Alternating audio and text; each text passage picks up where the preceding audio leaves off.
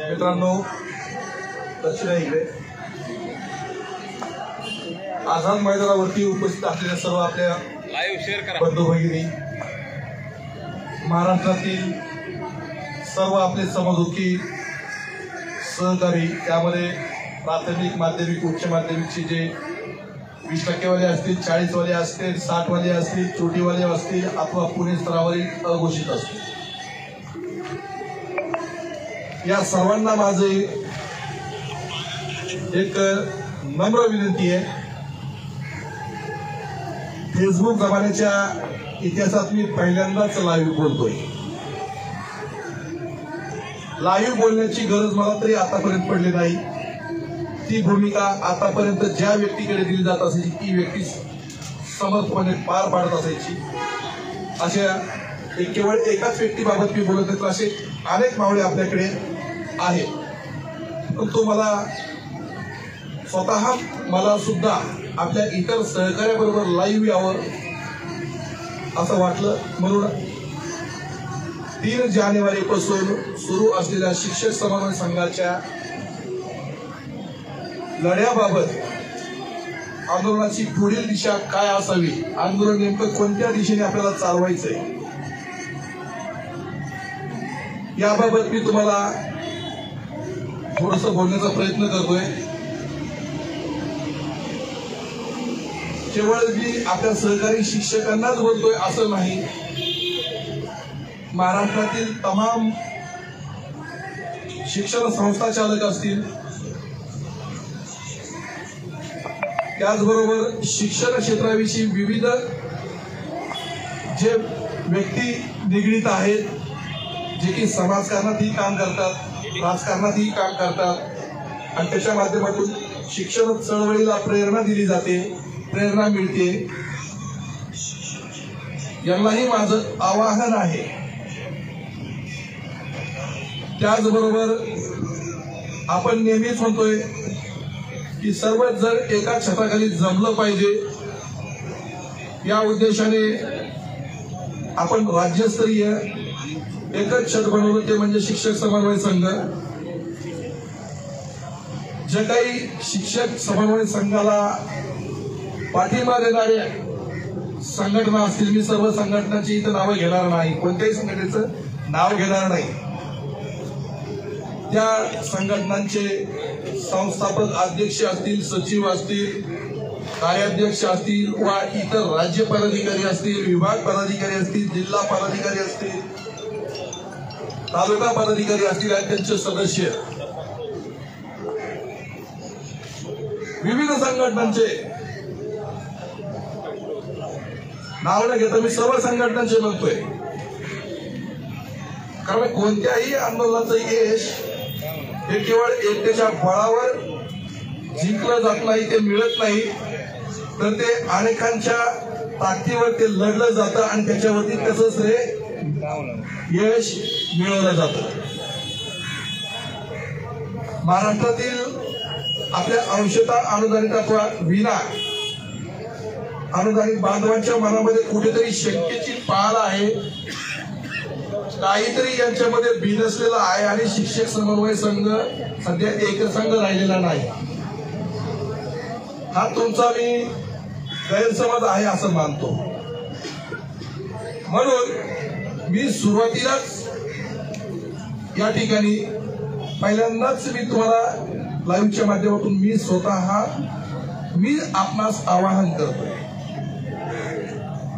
विशेषतः यापूर्वीच्या शिक्षक समन्वय संघाच्या आंदोलनातील आपले जुने सहकारी, कदाचित मी नाव घेताना विसरेल, कदाचित एखाद्याचं नाव माझ्याकडून चुकून राहील, पण मुद्दामच टाळतोय असं नाही, पण मी सर्वांचे नाव घेण्याचा प्रयत्न करेन. त्यामध्ये बाबन सर असतील, मस्के सर असतील, चव्हाण सर असतील, खैरे सर असतील, केपी सर असतील, त्याचबरोबर आपल्या सर्वांचे मार्गदर्शक जगदाळे सर असतील, माझी विनंती आहे, माझी नम्र विनंती आहे, माझी कळकळीची विनंती आहे, ही केवळ माझ्याच माध्यमातून नाही, या आझाद मैदानावर बसलेल्या सर्व बांधवांच्या वतीनं या सर्वांना माझी विनंती आणि आवाहन आहे.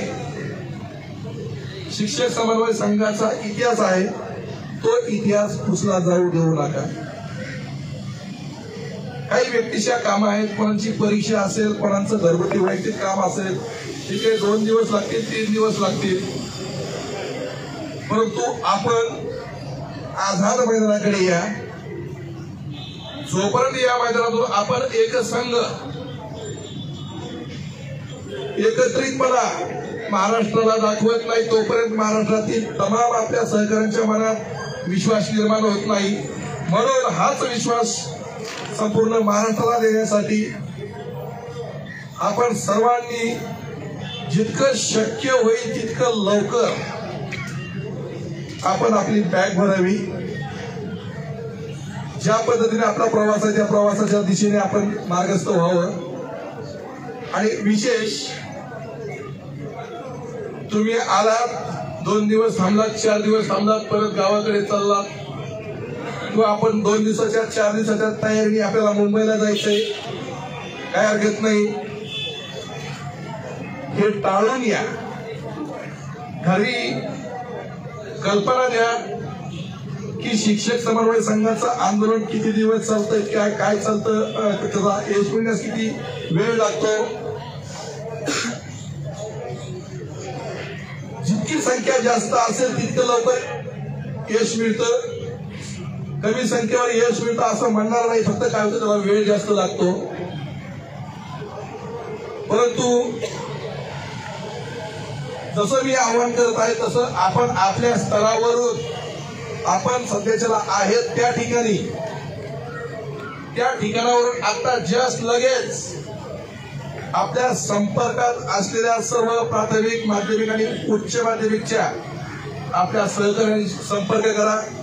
आपला पदाधिकाऱ्यांना निरोप द्या.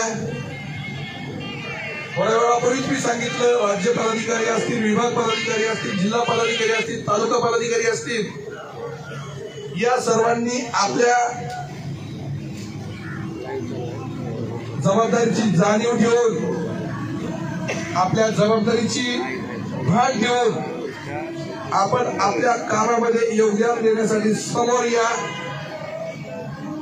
जेणेकरून एकच लढा आपल्याला, हाच लढा आपला शेवटचा लढा ठरावा, जेणेकरून भविष्यात मैदानात येण्याची गरज पडणार नाही. मला माहिती आहे, मला जाणीव आहे, पुढच्या महिन्यामध्ये 10वी बोर्ड परीक्षा असतील, 12वी बोर्ड परीक्षा असतील, याच्या प्रात्यक्षिक परीक्षा सुरू होणार आहे. 20 तारखेच्या नंतर या ठिकाणी एक मोठं आंदोलन, त्यासाठी जमणारी संख्या या ठिकाणी तर जमत आहे, त्यांचंही आंदोलन आहे, काही हरकत नाही. परंतु काही जणांचं असं वैयक्तिक मत असेलही, कदाचित त्या मोठ्या आंदोलनाचा परिणाम आपल्या आंदोलनावरती होईल.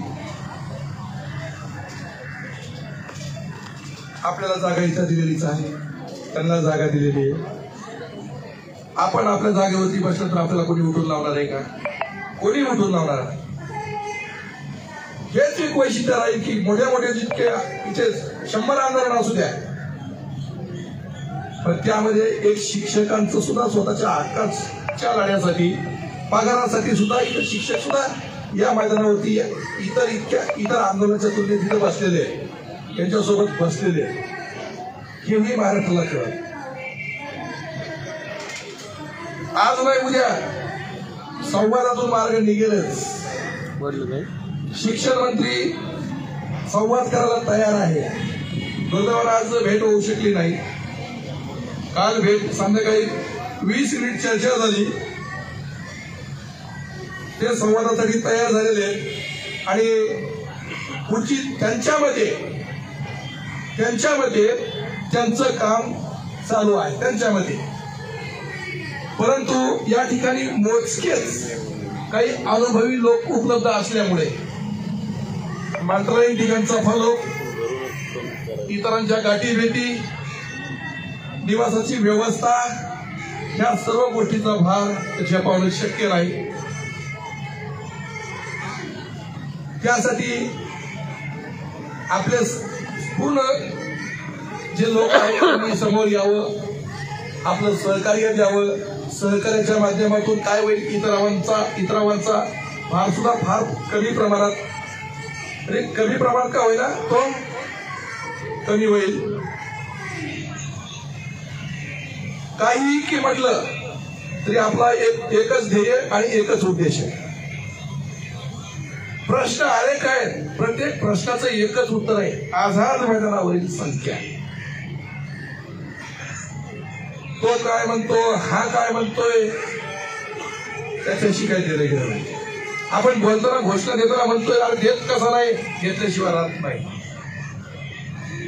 हे आपण आपल्या युनिटीच्या जीवावर आपण बोलतोय. तीच युनिटी आपल्याला दाखवायची वेळ पडलेली आहे.